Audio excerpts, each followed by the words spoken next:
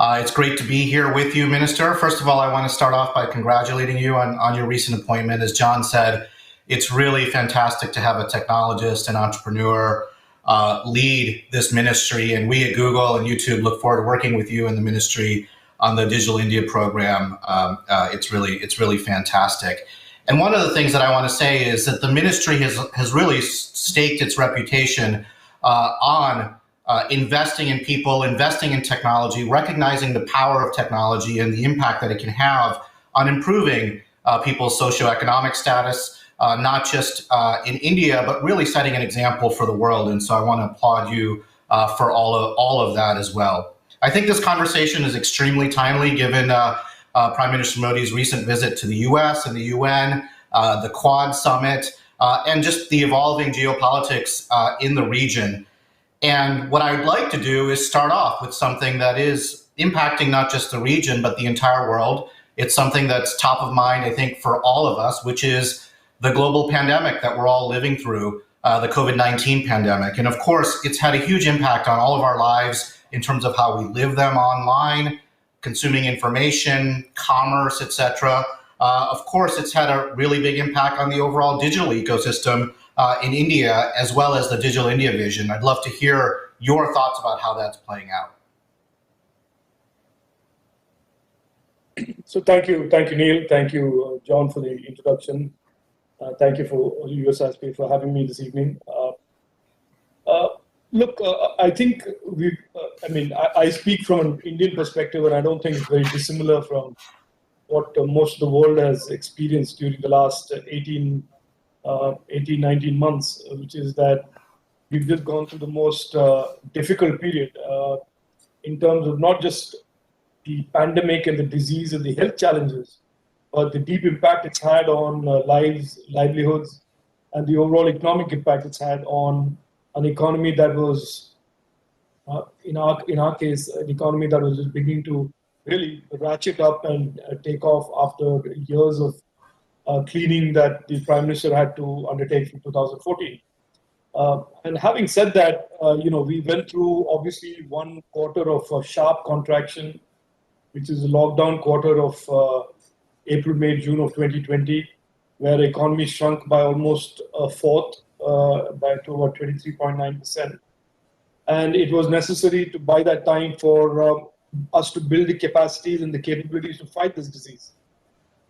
But the interesting thing looking back at hindsight, I can characterize this as being interesting, but it was obviously difficult in those early days, has been the resilience and the robustness with which the economy has bounced back.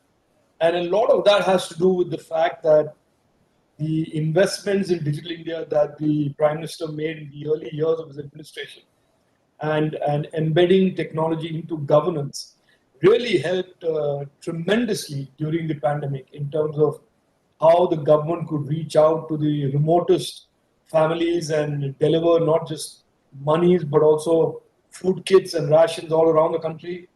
We had at one point about 800 million people being fed by the government directly and being targeted directly. Money in terms of subsidies and stipends were being given out. And the work for wages programs were being increased for migrants that were going back.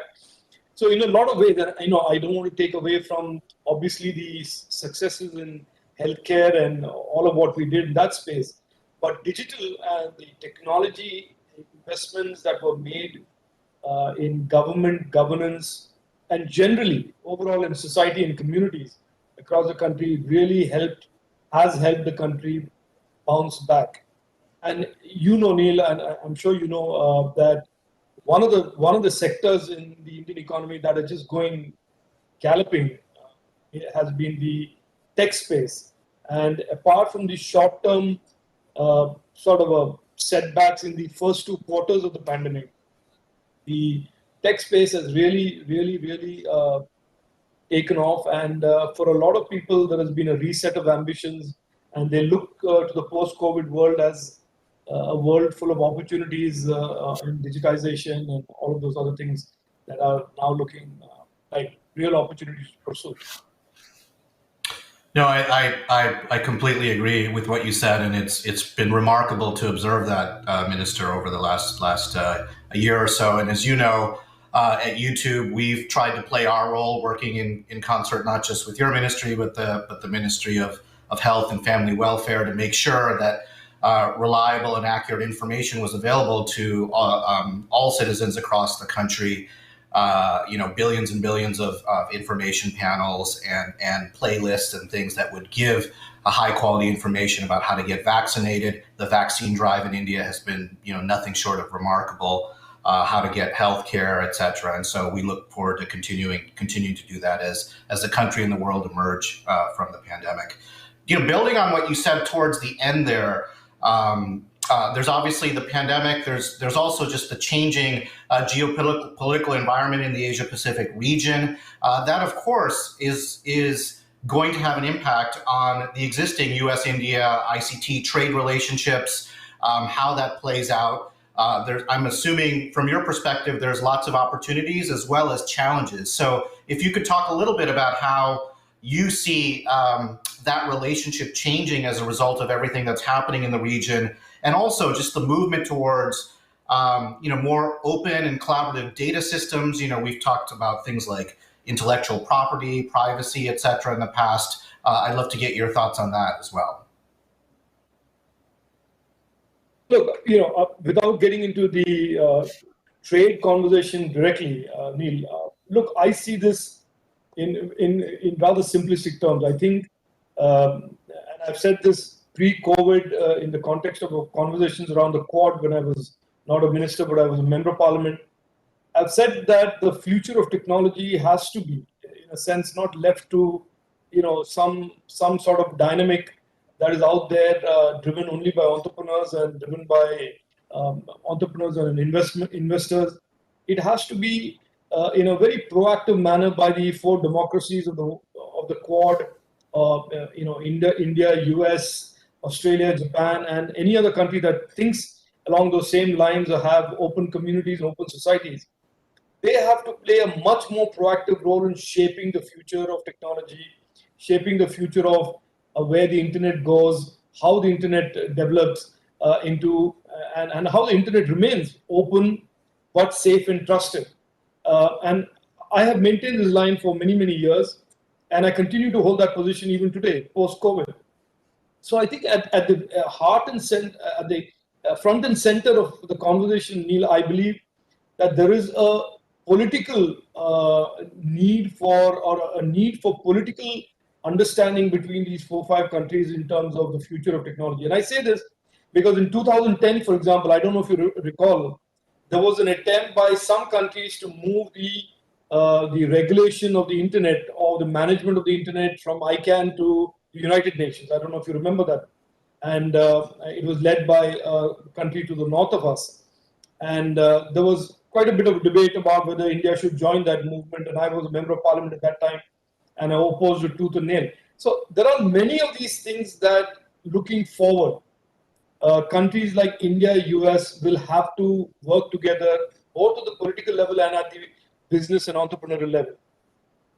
Having said that, I think the point you make is that as today the reality of the power of the internet and e-commerce and all of them play itself out in India, there is clearly emerging needs for dialogues on data protection, cross-border data flow. What kind of construct do we have which does not take us back into these islands on the internet rather than what was envisaged of the internet many, many years ago. So I think there is a need for that type of a conversation to really start in a formal way, Neil. And I've said this earlier, and I say this again today. In terms of where jurisprudence and the legislative and the legal framework and the ecosystem of sort of bilateral understandings between countries like the US and India will go, I think we are all currently today as countries at different levels of understanding and evolution or maturity, if you want to call it that, in terms of how we see the internet and how we see the future of technology. And I think part of this thing of dialoguing between the countries is to arrive at some steady state global understanding of what the role of government should be, what the role of regulators should be in terms of regulating intermediaries on the internet, in terms of responding to user harm, what should be the protocol. I see the risk, a real risk, that if countries don't talk about this in whatever forum, bilaterally, and arrive at some understanding, that we create these little islands of very, very differential rules and regulations that either create opportunities for arbitrage or then have one set of consumers disadvantaged over the other set of consumers. No, that's thank you for all of that. I mean, I think the last point you hit on there is something near and dear to my heart. Certainly at YouTube, my number one priority is to live up to our responsibility as a global platform. What you highlight in terms of data flows and protecting consumers, not just in India or the U.S. but all over the world, is a top priority. And in terms of the vibrant ecosystem, the numbers really speak for themselves. I mean, I was reading, over 600 deals, $11 billion worth of investment in the country around technology. As you point out, I think it's amazing. At Google, we're trying to do our part around the $10 billion, Google for India Digitization Fund over the next 5 to 7 years, which of course we look forward to working with you on as well. I know another area that's near and dear to your heart, because you've spoken about this publicly many times, is skilling. And even before the pandemic, India was a hub of human capital, intellectual capital, skills, talent for the entire world. And of course, COVID has impacted that many times in ways to accelerate that trend, but also in terms of challenges such as worker migration, supply and demand imbalances, et cetera. So I'd love to get your thoughts on what role technology and the government can play in terms of skilling as the world emerges from the pandemic and in the years ahead. Absolutely. As much as I'm passionate about technology, and I've spent all my life in technology, this responsibility of skilling and entrepreneurship really for me is, I hate to say this, it's even more exciting than being part of the technology ministry. And the vision that our Prime Minister laid out in 2015 is really, really, really inspirational for somebody like me. In that today, when I travel around the country, I can see, I meet so many youngsters who consider skilling as a really, truly aspirational ladder to, opportunities and growth in life. Whereas if you just flash back to 10 years ago, or 7, 8, 9, 10 years ago, before 2014, for most children in India, there was just really one runway. You went to school, you did your high school, and then if you were capable financially or temperamentally to do it, you went into higher education. And if you couldn't do that, you just dropped out and then looked for something to do. And over the last 7 years, we have built now this real tremendous framework where children can start skilling and choose either one of those three options for life in terms of life choices. You can go down the higher education route, which you and I have done, and most traditional Indians have done over the last several decades. But you now have the opportunity of just saying, fine, I don't want to do higher education. I'd skill myself. I'd do coding.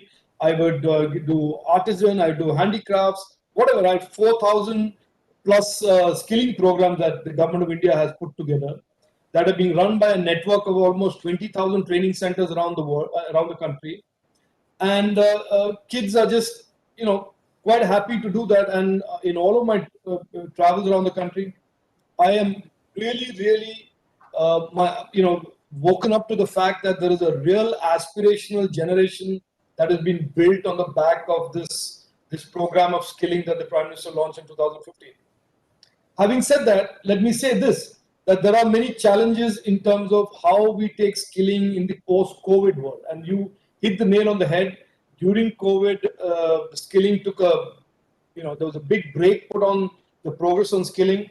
And there is we have quickly moved to a model of blended skilling, where there's a significant amount of digital sort of content that is being driven. But there are many skilling programs that just require real life labs and workshops and things like that. But a large amount of the coursework is migrating to digital. And with the new education policy that the government has announced a year ago, skilling and education sort of get integrated. And there is a roadmap now for a digital education and skilling platform that the government of India is building and will launch very shortly, which will just take this to the next level in terms of access for 1.3 billion Indians to skilling and education programs around the country. So I'm particularly excited about where we are. On the 15th of July, just a week after I took over, the Prime Minister gave us a direction that we need a new approach in the post-COVID world. The ministry and the team here have quickly worked on redesigning and reimagining skilling, and we believe that we know where we want to go with that. And I'll just add one last point, Neil, which is that it is clear today for the technology sector, for example, that we are struggling with the demand-supply gap that has suddenly hit this industry, hit the tech sector in the last 1 year. And there is a huge gap that is developed. There's a demand for almost 1 million new engineers and coders and developers in the tech space that we see in the next up to 2022. That is frantically being met, by lateral hires, upskilling, training, and all of that. So there is currently a little bit of a crisis of shortage, which is partly self-imposed by the industry for not maybe planning it enough, partly by the fact that the post-COVID world has thrown up this huge opportunity that nobody saw coming. So I think it's a good problem to have, not necessarily a good problem to continue to have. Thank you for that, and the vision, the Prime Minister's vision, and yours is incredibly inspiring. There, as I was preparing for this conversation, I found that just on our platform on YouTube, the amount of people researching and watching video content around careers and skills has grown 60% year on year, just in the last year. Obviously, some of that was COVID, but a lot of it is exactly what you said, which is using digital platforms all over the country to improve yourself, make your life better for your sake and your family's sake. Another related area is the creative economy, and obviously India for hundreds and thousands of years has been a bastion of cultural capital. How do you see digital platforms, the technology industry at large, playing a role in terms of the creative economy, in terms of projecting cultural capital throughout the country, but all over the world, and also creating economic opportunities, as you talked about, for creative types all over India? Oh, no, look, I think, Neil, I think you know this even more than I do, that the digital and technology have completely upturned the conventional creative models, creative industries in India. There was a lock on all of these things for many decades by a few companies and a few creative names, and digital just turned the whole thing on its head. And today we have creative content being put out there by really new faces, new names that are just.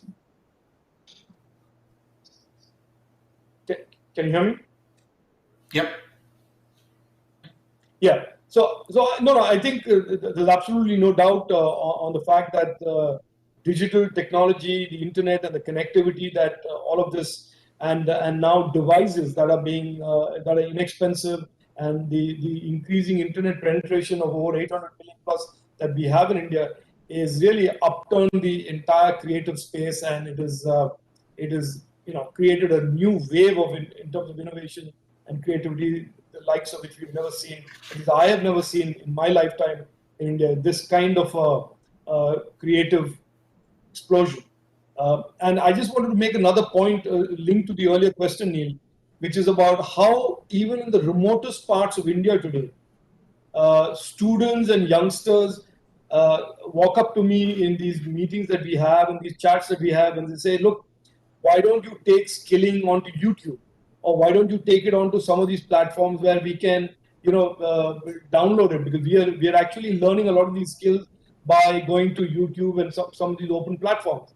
So, there is a significant behavioral change that a lot of which the government is playing catch up with. And you would think that we're all, geniuses sitting down here in Delhi, and we figured out what the next 2-3 years is going to be. And I can assure you that digital is making everybody in government and everybody that is engaged with consumers and citizens really play catch up. We are really reinventing our models, whether they're in skilling or creativity or producing content. I caught a little bit of what Anurag was saying in the previous session. And this is a fact that the disruption is deep, the disruption is permanent. And I think this is the new normal, that technology is creating new heroes every day, whether they're unicorns in the tech space or they are, content creators in the creative space.